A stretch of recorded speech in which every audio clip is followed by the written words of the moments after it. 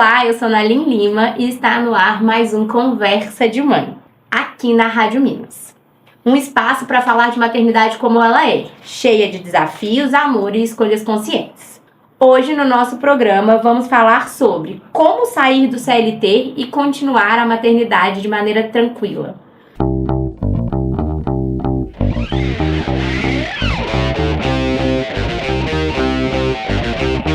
Hoje, a conversa é com uma mulher que inspira outras mulheres a darem passos de coragem. Ela é mentora de transição de carreiras, ela é impulsionadora de mulheres e idealizadora de um projeto que eu acredito muito, o Clube Delas Brasil. Françoise Lira, seja muito bem-vinda.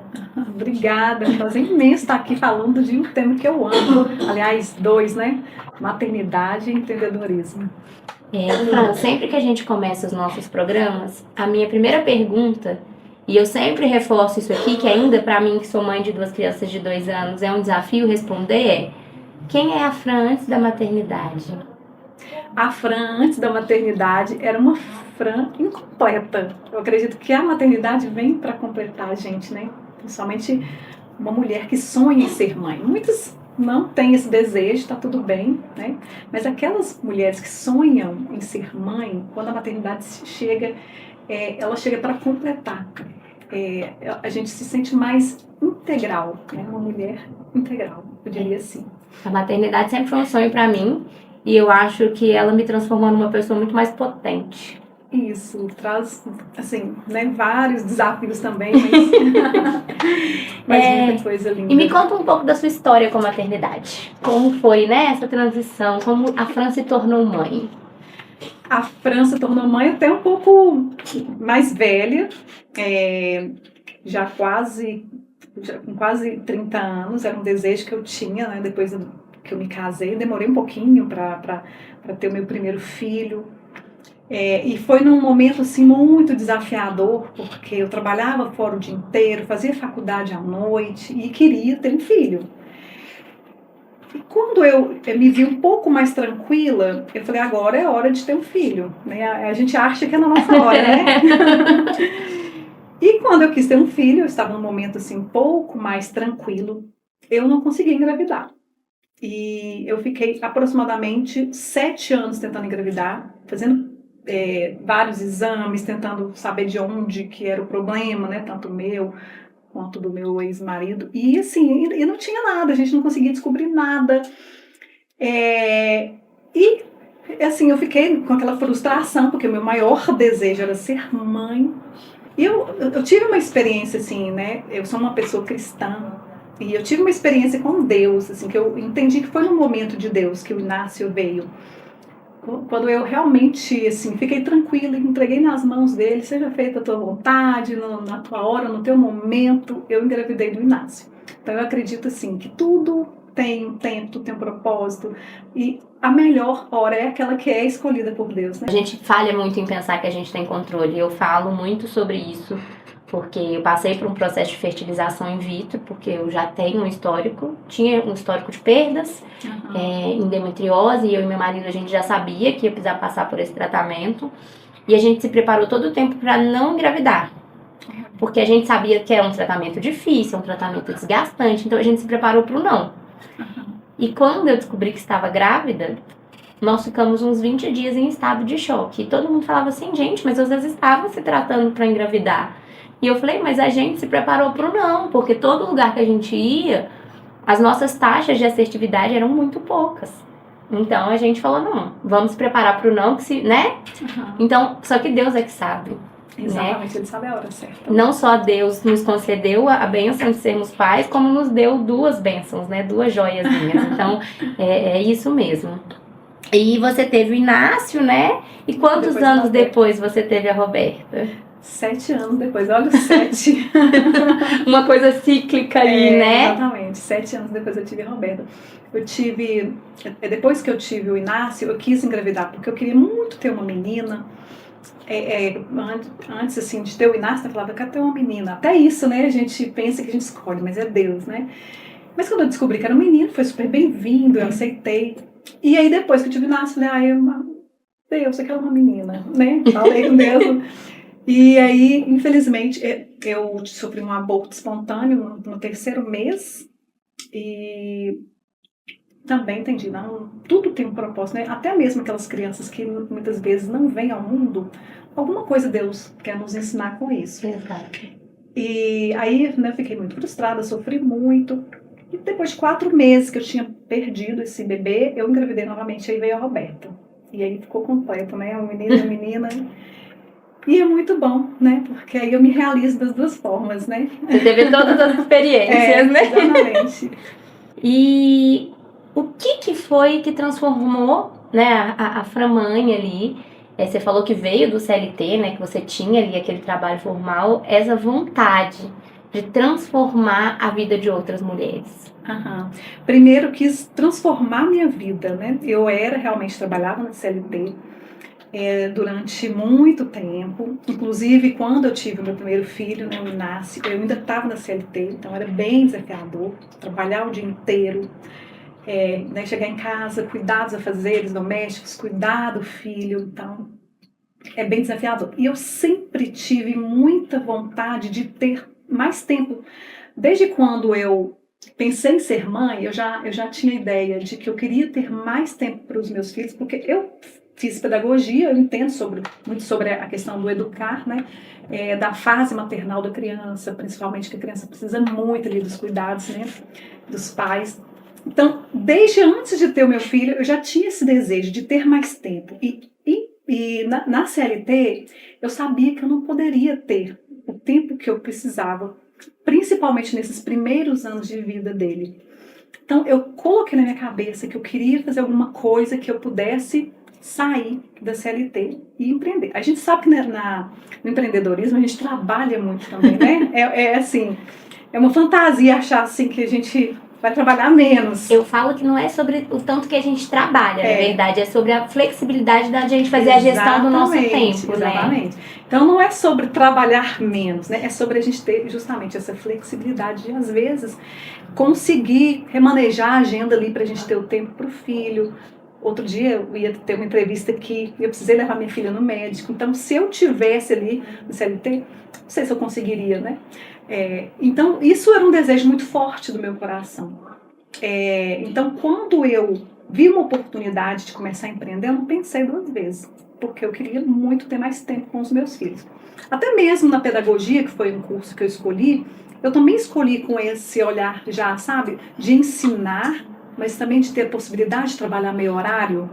De ter uma jornada mais flexível, né? Exatamente. Até mesmo na CLT, eu já tinha, porque eu trabalhei também como professora e também era CLT, eu já tinha também esse olhar de também ter a possibilidade de trabalhar meu horário para ter mais tempo com os meus filhos. Então, a primeira coisa que vinha na minha cabeça era essa, de ter mais tempo. A primeira mudança, então, na verdade, veio para você, né? Veio para mim, exatamente. E hoje eu trago isso para as mulheres que têm vontade de sair da CLT, de ter o seu próprio negócio, descobrir o seu propósito, para elas terem essa liberdade de agenda, que elas podem, né, conseguir remanejar ali e ter mais tempo com os filhos.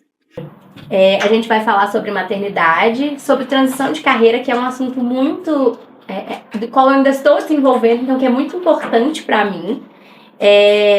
E assim, ver o trabalho, né, ali, seu atrás do Clube Delas, que inspirou esse convite, sabe, Fran? Uhum. E eu queria muito que você contasse um pouco, porque eu acho que faz muito sentido para as mães que estão nos ouvindo, como foi esse processo que você priorizou, né?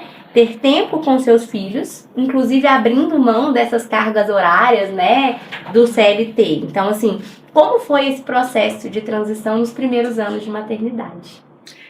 Demorou um pouquinho. Eu tive o Inácio, né? Depois de 7 anos, eu fui ter a Roberta. E esse processo, esse período aí do CLT, foi todo com o Inácio, né? Com a Roberta eu já estava empreendendo. E o primeiro empreendimento não foi o Clube Delas. O Clube Delas é mais recente. Meu primeiro empreendimento foi dar aulas de culinária para crianças. Eu juntei a pedagogia, né, com a gastronomia, que foi um curso também que eu fiz, as áreas, né, que eu fiz curso superior. Então, eu juntei o útil ao agradável, 2 paixões, né, ensinar e cozinhar. Então, meu primeiro empreendimento foi no quintal da minha casa, oferecendo aula de culinária para crianças. E ali eu já comecei a ter uma flexibilidade, né, no meu negócio, já pude deixar, né, de trabalhar ali na CLT. Lógico que no início é um pouquinho mais desafiador, até você mostrar o seu trabalho, as pessoas conhecerem, muitas vezes você tem que dar eu cheguei a dar aula de graça, né? Dava para os colegas, né? Para os sobrinhos, né? Para a gente ter um material para apresentar. Então, é desafiador. Eu realmente também só deixei totalmente quando eu já tinha uma certa segurança. E é isso que eu oriento. Nunca deixar falar. Muitas vezes a gente tem, assim, aquela empolgação, né? Acho que vai dar certo. E aí é que está o erro, muitas vezes. Então, a gente só pode deixar realmente quando a gente tem muita segurança. Já está funcionando, já está dando dinheiro. Eu já tenho essa condição de deixar mesmo uma coisa que é mais segura, né? Então... É porque a gente não pode deixar de pensar, né, Fran, que independente, né, é aquela renda, né? Isso. E um negócio é como você falou, assim, acho que todo mundo que começa esse processo de transição vai ter aquele serviço que você faz para criar portfólio, né? Exatamente. Que não tem nenhum custo, que você precisa investir também, né? É o que vocês estão fazendo agora, inclusive, no Clube Delas, né? Primeiro é mostrar o serviço para as pessoas conhecerem. E aí sim as pessoas vão contratar com segurança, porque já viu, alguém já indicou. E foi assim também no início, né? Eu fiz muitas aulas de forma gratuita. E aí depois o meu segundo empreendimento foi o chá com a Fran, que aí eu também aproveitei uma habilidade que eu tenho de fazer mesa posta, de servir, né? Da culinária.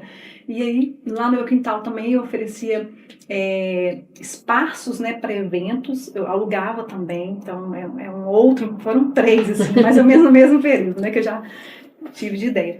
Então eu fazia esses eventos, cobrava, né, para as mulheres ali que queriam participar daquela mesa, que eu fazia aquelas mesas lindas, né, para aquele momento em que a gente pudesse estar ali e trocar, né, conhecimento, trocar experiências. Eu sempre levava alguma palestrante também para contribuir ali com essas mulheres.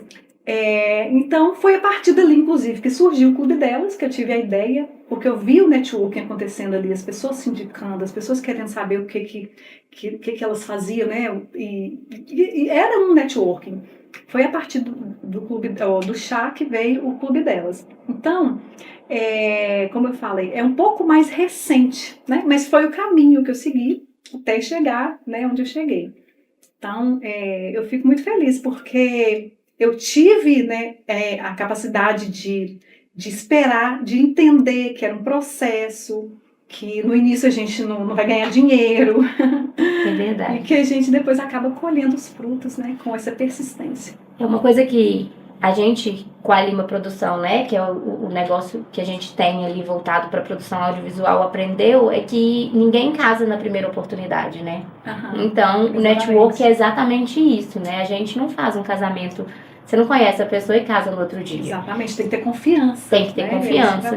O Clube Delas, inclusive, foi o primeiro grupo de network que nós entramos, através, assim, logo quando a gente tocou o negócio como ponto principal, né, que eu saí do CLT para assumir essa jornada, junto com a minha irmã, que é minha sócia, e nos deu esse olhar de criar confiabilidade, né, que exatamente, com essa confiabilidade a gente ia conseguir ir alcançando outros locais, né, porque aí é uma pessoa que te indica, às vezes ela não fez um trabalho com você, mas aí te conhece dos encontros, confia no seu diálogo, né? Às vezes é uma permuta estratégica que você faz ali. Então, você entendeu totalmente. Por exemplo, a gente tá montando o estúdio ainda, né? Então, é alguém que vai poder me oferecer uma decoração, é alguém que em troca ali faz um ensaio e a gente vai se fortalecendo, né? E essa semana mesmo, eu recebi uma mensagem de uma pessoa do Clube Delas, que é fotógrafa também, que é a Eris. Você deve conhecer? Sim.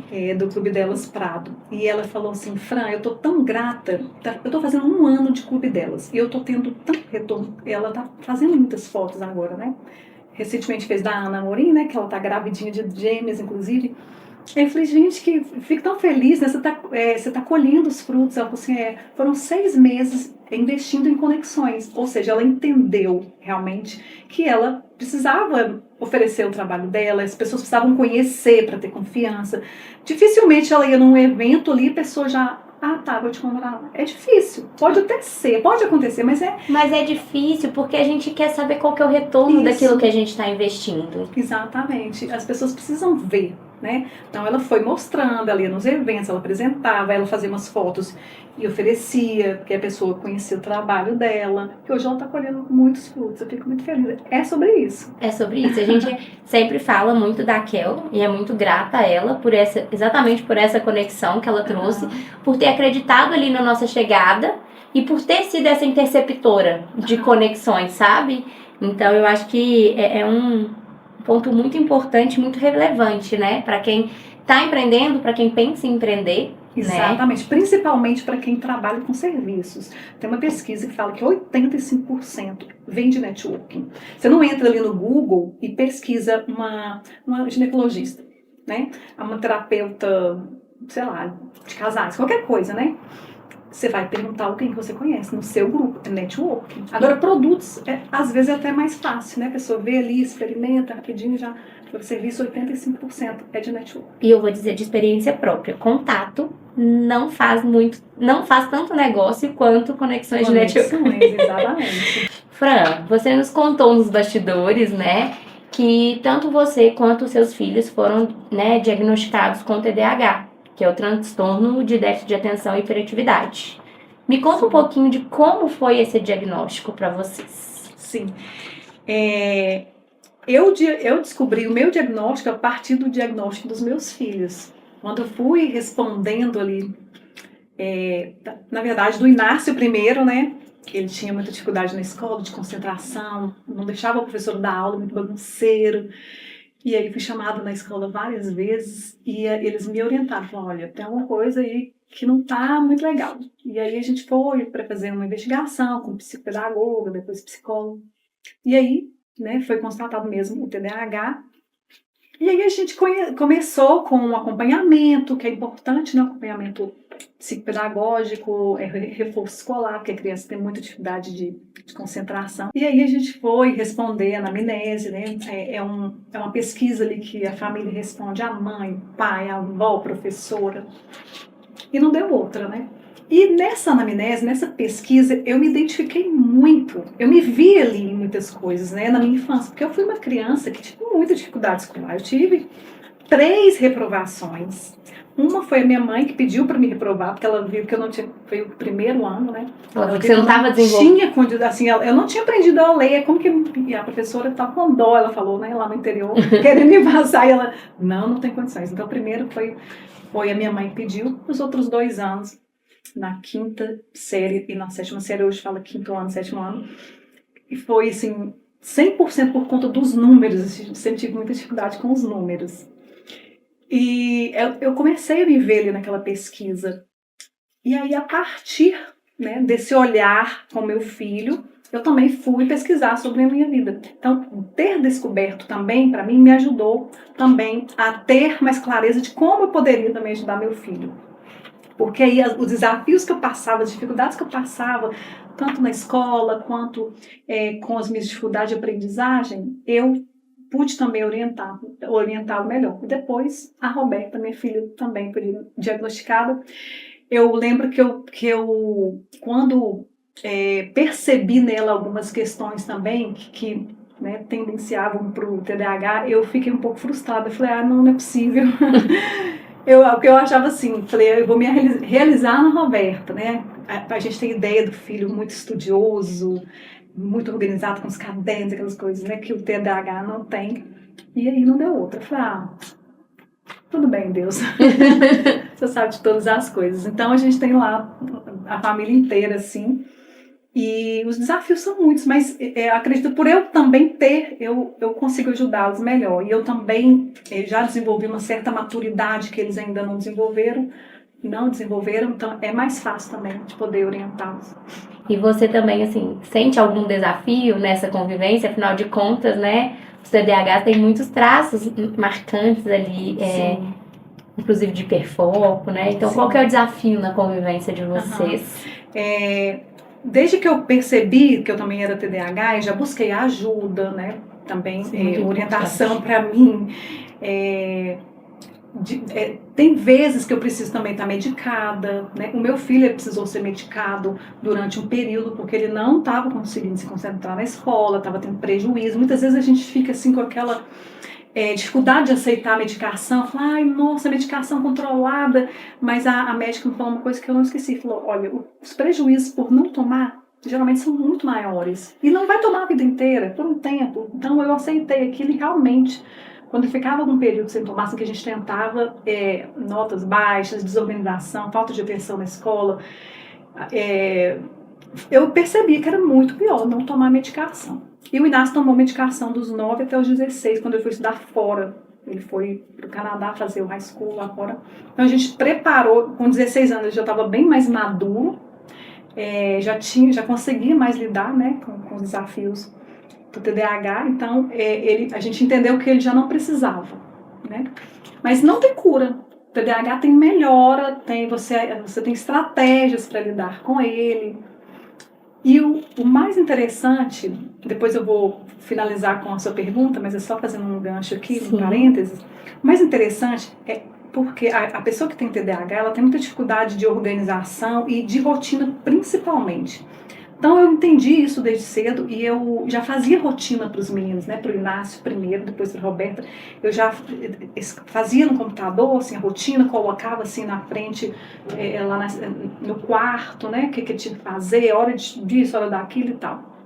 Então, a pessoa com TDAH, ela se orienta muito melhor com uma rotina escrita, né? Uma agenda. Algo visual, algo visual, um checklist, né?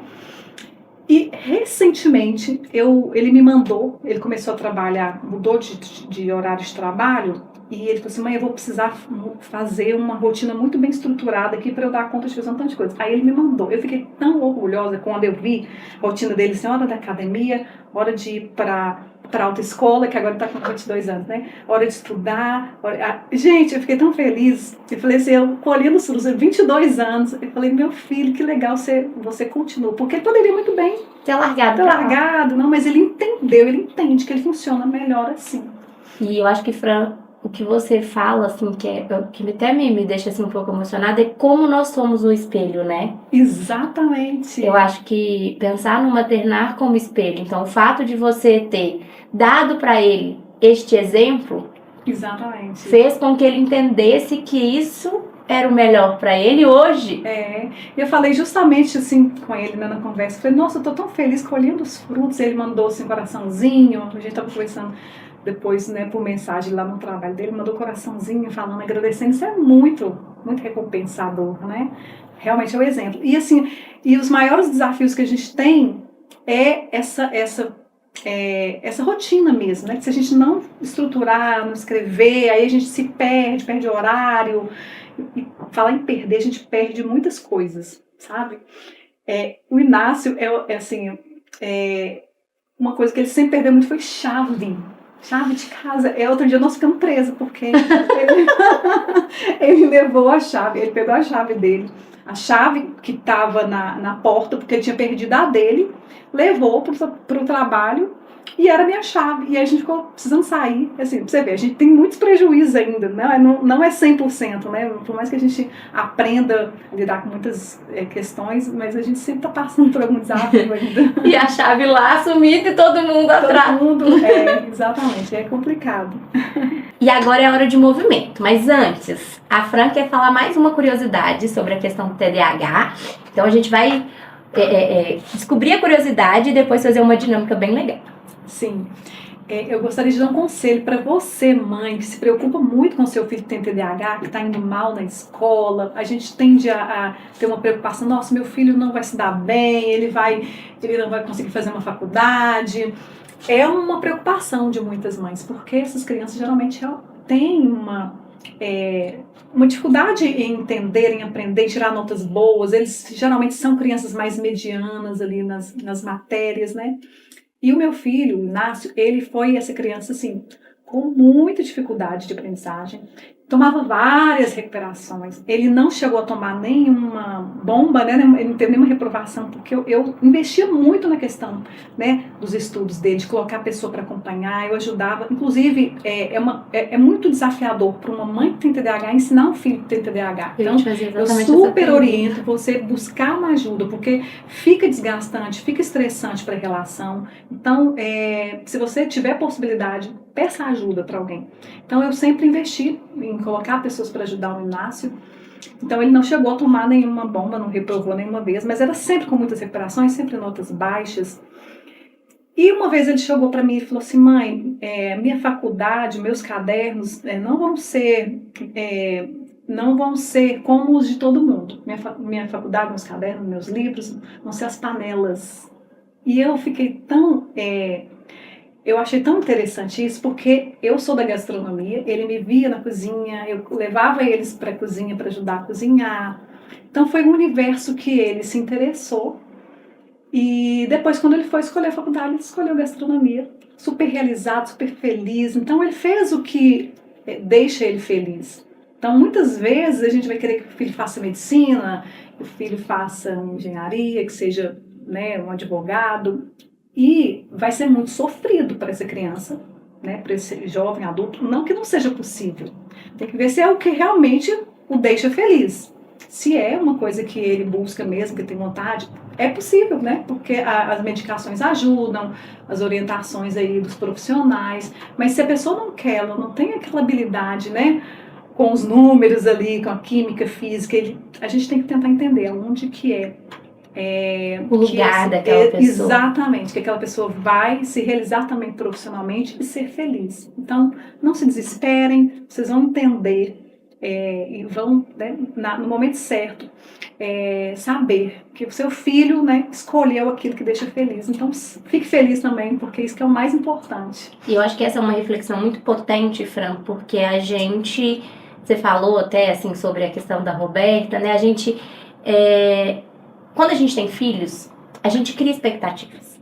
Uhum. Essa é uma realidade, né? Exatamente. E a gente, às vezes, esquece que nós estamos falando de outros seres humanos que vão criar as suas próprias expectativas. Essa é uma coisa que eu acho que vem muito marcada nessa nova geração, né? Por conta da maneira como a gente vem criando os filhos, com mais autonomia, enfim. Eu vejo essa diferença da minha própria criação, que estou com 33 anos, para a criação que eu ofereço para as minhas filhas hoje, de escolha mesmo, né? Meu pai mesmo fala assim, nossa, elas são muito espertas, mas porque vocês dão possibilidade delas decidirem. E é muito desafiador, porque a gente cria uma bagagem, você olha para aquela criança e fala assim, eu gostaria que, mas a gente tem que gostar que ela seja aquilo que ela é, né? Exatamente, que sejam felizes, né? Exatamente. E a nossa dinâmica também é uma reflexão prática para quem está ouvindo. É algo que vai conectar a gente com maternidade, com propósito, com coragem. Eu vou falar algumas situações e eu gostaria que você me desse exatamente um conselho para cada uma delas. Tempo para os filhos. Tempo para os filhos é muito, muito importante, porque dependendo de como você vai educar, é o que essa criança vai se tornar, né? A gente precisa deixar pessoas ou filhos bons para esse mundo, né? Eu ouvi uma frase que dizia assim, deixe um mundo melhor para os seus filhos. Não, vamos deixar filhos melhores para esse mundo. E eu, uma vez, dei um conselho para uma amiga empreendedora que estava trabalhando o dia inteiro e estava deixando os filhos na escola o dia inteiro e ela tinha condições dela remanejar a agenda. Eu falei justamente sobre isso. E eu falei assim para ela, sua carreira, um dia você pode recuperar. O crescimento dos seus filhos, jamais. Porque passa muito rápido. Depois ela pode voltar e ela pode ver onde ela parou ali e continuar. Agora, o filho não tem como. Passou de um tempo ali, você já perdeu. Então, faça o que for possível. Remaneje ali o seu tempo, a sua agenda, para você ter tempo, principalmente nos 12 primeiros anos, né, que é a infância da criança. Então, por isso, eu oriento muito as mães que querem sair da CLT. E eu estou disposta a ajudar aí com a minha mentoria, de transição de carreira, para que elas tenham esse tempo com os filhos até os 12 anos, elas tenham um tempo mais de qualidade com esses filhos, com essas crianças. E eu acho, Fran, que eu estou ainda vivenciando essa transição, né? Eu trabalhei 13 anos com gestão de RH e quando eu saí do meu último player de trabalho foi justamente por perceber que eu estava perdendo tempo com as minhas filhas. Eu trabalhava o dia inteiro, chegava em casa muito tarde e aí já estava muito cansada da rotina, né? Então a gente percebe o quanto é importante essa construção, né? Então, Isso. E ter uma mentora, no caso, a minha mentoria foi vindo através do grupo de network, né? Mas ter uma mentora direta, eu acho que facilita e traz paz para esse processo. Já mostra o caminho, né? Olha, eu fiz assim, porque uma mentora é uma pessoa que já alcançou um determinado sucesso, já trilhou por aquele caminho. Então fica mais fácil para você ir por aquele caminho que alguém já passou antes. E só completando aqui, eu fiquei tão feliz que outro dia eu encontrei com essa minha amiga e ela falou assim, sabia que você me influenciou nisso? Hoje eu não trabalho mais o dia inteiro. Eu trabalho meio horário, porque meio horário eu quero estar com meus filhos. Eles não estão mais na escola o dia inteiro. Eu fiquei tão feliz, porque foi uma influência boa, né?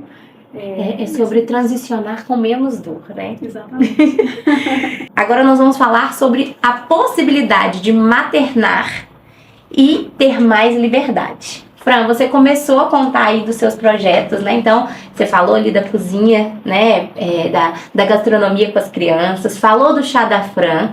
Mas eu queria que você contasse um pouquinho de como esse chá da Fran virou o Clube Delas, que é esse movimento gigante, né? E como que você conseguiu movimentar e ajudar essas outras mulheres empreendedoras através do seu projeto.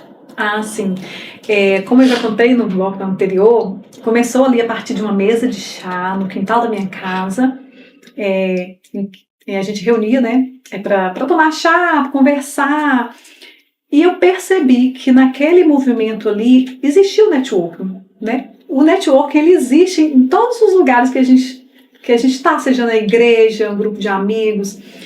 Existe aquele momento que realmente a gente não fala de negócios, né? Porque são os eventos mais de amigos mesmo, mas existe aquele tipo de evento que quando você encontra pessoas que não são de um ciclo de amizade, a tendência é falar de negócio. O que você faz? E aí você vai se encontrando ali, exatamente, né? Quando você não conhece uma pessoa muito a fundo, a tendência é a pessoa perguntar o que você faz. Então ali está uma grande chave, né, de oportunidade. E eu fui percebendo, porque as mulheres que iam para o chá, elas não se conheciam, né? Vinham às vezes da internet, ou alguém que indicou e tal. E eu vi que ali era uma grande possibilidade de a gente ter um grupo de networking feminino. Eu vim de um grupo que era heterogêneo, homens e mulheres, e eu tive muito retorno nesse grupo de networking. E eu falo retorno, e eu não falo só retorno financeiro, retorno pessoal. Cresci muito dentro daquele grupo. Só que eu sentia falta de um espaço só para mulheres, porque lá era homens e mulheres, e esse espaço, a gente teria mais possibilidade de tratar, né, de falar de assuntos mais só de mulheres, né, de a gente falar sobre os desafios que é da maternidade, que é de empreender, e também cuidar da casa, né, de várias rotinas que ficam associadas só a nós mulheres, exatamente. Né? Então eu sentia falta. Então eu vi a partir desse grupo de chá essa oportunidade de fazer um grupo de networking feminino. Então o Clube Delas nasceu a partir do chá com a Fran. Hoje a gente está aí com várias embaixadas, né, pelo Brasil até fora, e não para de crescer. As mulheres entenderam, né, essa força que é quando elas se juntam, quando elas se apoiam. É muito mais fácil, fica muito mais leve. Eu sempre ouço a frase, empreender solitário. Não, é solitário se você quiser. Se você tiver a oportunidade de estar numa rede de apoio, não vai ser solitário. Você vai conseguir, porque cada pessoa trabalha com uma área, e geralmente uma área que você não entende muito bem, ela pode te orientar, pode te ajudar. E ali todas vão crescendo. E a gente acaba descobrindo muitas parcerias ali, né? Exatamente. Então é muito mais do que só o retorno de cliente, né? É o retorno que a gente tem de aprendizado. Exatamente. É o retorno de troca. E eu queria aproveitar, Fran, isso nem tá no nosso roteiro aqui, mas que você contasse um pouquinho do TPME. Porque eu acho que como ainda vai acontecer em outubro, né? Para quem tá nos ouvindo aí, Que ótimo. É um evento que pode trazer uma virada de chave, né? Sim, olha que oportunidade boa, muito obrigada. Como eu acabei de dizer, que a gente pode ter muitos retornos, né, num grupo de networking, principalmente feminino para as mulheres, e que eu não quero desestimular as mulheres participarem de grupos heterogêneos. É importante, eu também continuo participando, mas participar de pelo menos um, que seja só feminino, é muito importante. E desde que eu trouxe o networking, né, para minha vida, que eu busquei entender os benefícios do networking, eu percebi que o mais importante ali não é só fazer negócios. Porque as pessoas que elas vão só para buscar, só para fazer negócios, geralmente elas não ficam. Porque a gente tem que primeiro cuidar, né, do nosso pessoal.